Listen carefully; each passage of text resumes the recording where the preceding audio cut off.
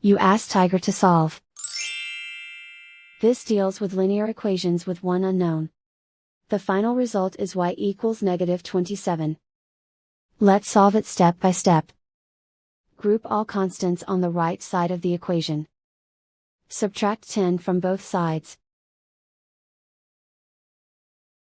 Group like terms. Simplify the arithmetic.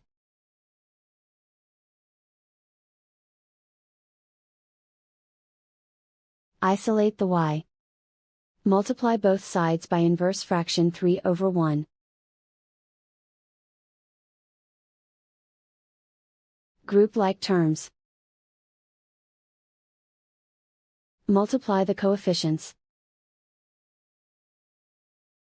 Simplify the fraction. Simplify the arithmetic. And so the final result is y equals -27.